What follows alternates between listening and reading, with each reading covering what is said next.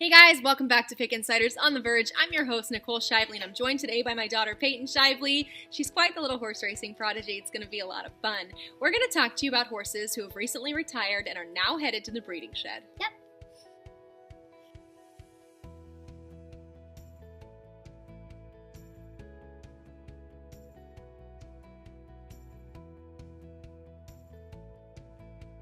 It's always so bittersweet when one of our favorite racehorses retire. You know, it's a sense of sadness, but also a sense of gratitude that we feel.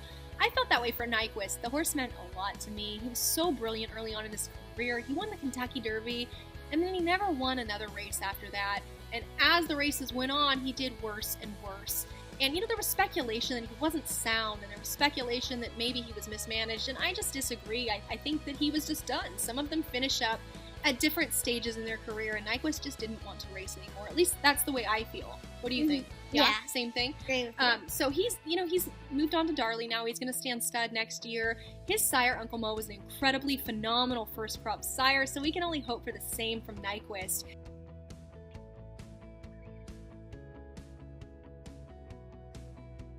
I feel like from there we should talk about the Preakness winner. Exaggerator! Do you remember who he was trained by? Case DeSormo. And who rode him? Kent DeSormo. So the brothers DeSormo, pretty cool. Anyway, he's retired to WinStar. He retired earlier than I expected. I thought we'd see him as a 4-year-old, but I guess not. He's a big, strong, gorgeous dark bay horse, and I think he's going to throw some really good-looking foals, so I'm excited for them.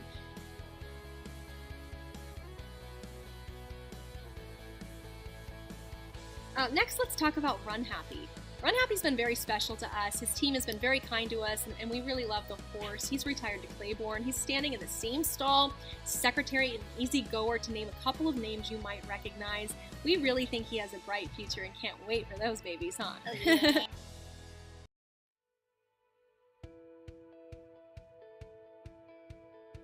Let's talk about Beholder.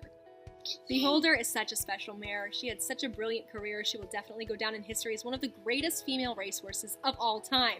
We were so lucky to be there at her final race, the Breeders' Cup Distaff, where she edged out Songbird by I think less than a nose, to be honest. Probably. But it was so incredible to be there and witness her final race. She received a standing ovation. I was in tears. Peyton ended up on NBC in tears. You know, it was just really an amazing experience. She's retired to Spendthrift, where she will be bred to Uncle Mo next year. That baby is going to be worth millions, whether they sell it or keep it to race. We can't wait to see it.